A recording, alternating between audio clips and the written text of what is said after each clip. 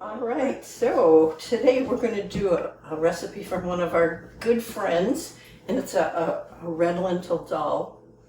And I started out by prepping some of this so you don't have to watch me cut things up for 15 minutes.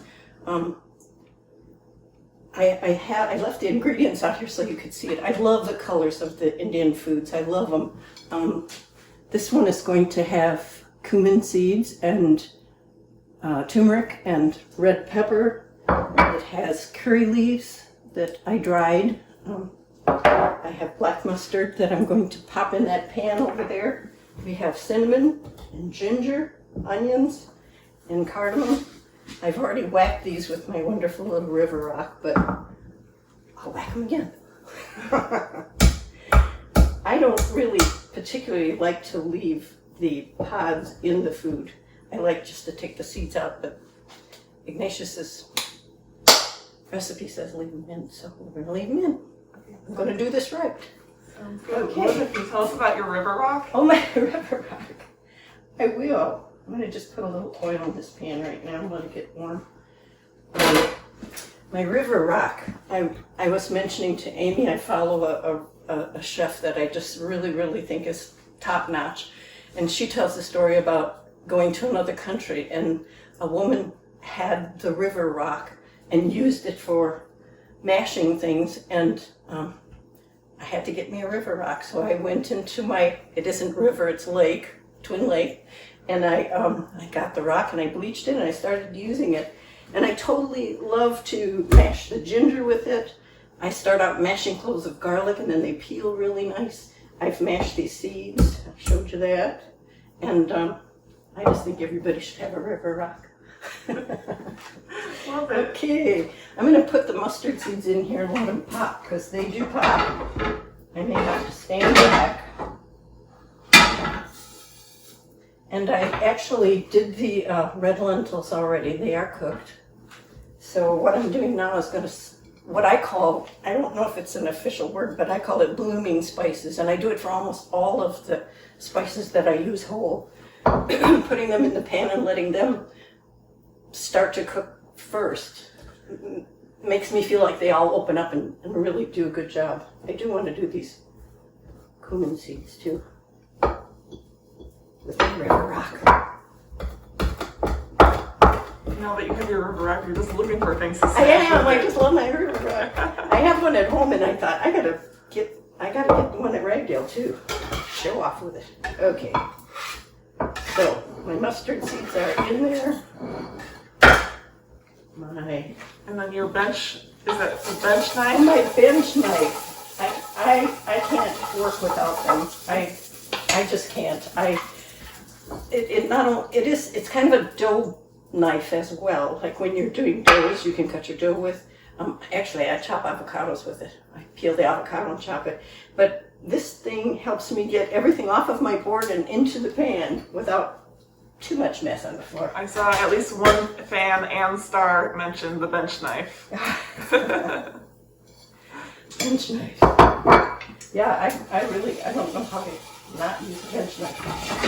Now this stuff is going to get hot real fast, and I don't want it to smoky burn. So I'm going to throw the onions in. And I'm not using bench knife because I really want to do it fast.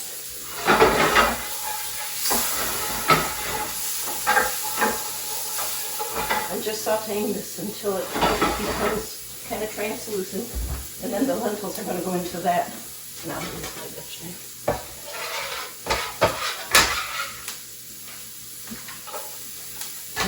If it starts to feel like they're getting too dried out and you're afraid to scorch them, you can use a little water, broth, whatever you want in there.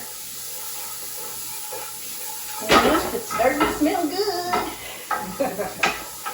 Amy's wearing her mask, so I don't know that she can smell it like I can, but we're social distancing, obviously, and keeping ourselves safe, so we can eventually join up with y'all again. Oh my gosh, it's very lonesome.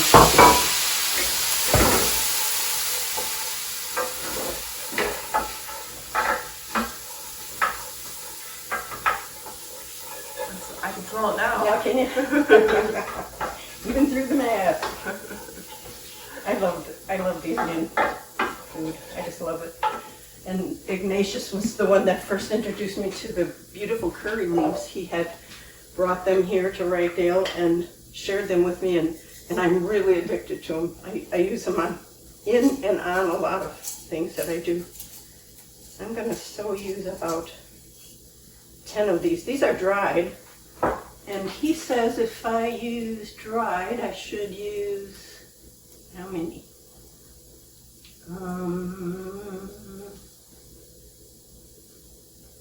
5 to 6 fresh ones, or,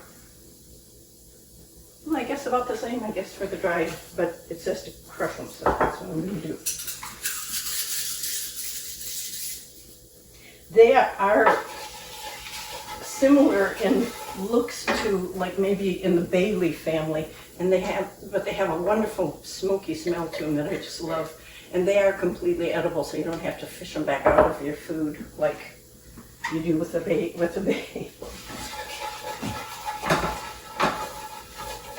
smells amazing. It's what? It smells amazing. It is a nice smell. Okay, I'm going to put in this little pot of ginger that I mashed.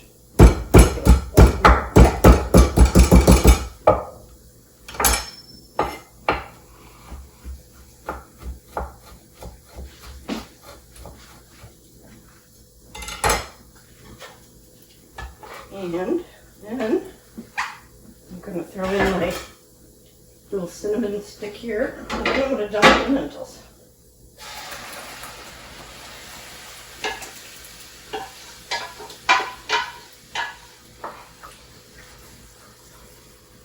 Oh yes, it smells good.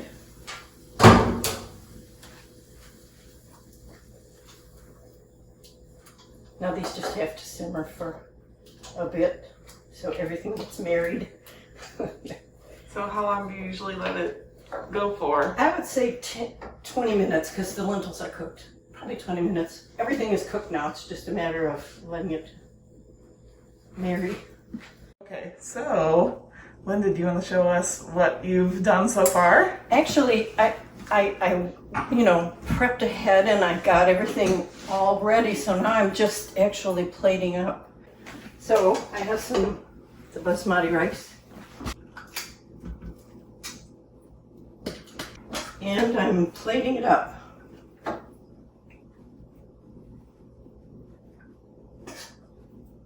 Wow, looks good. It's a little blurry. It smells beautiful. It smells wonderful. Okay. So Looks great. I think I did it right. Beautiful. There are so many different Looks versions. good. Yeah, I like the consistency. Good. There are so many different versions. You're absolutely right. Yeah, there's so many versions of this, and actually, I prefer to use the other lentil. It gives it a little more meaty taste for me with my chew, but this turned out really pretty.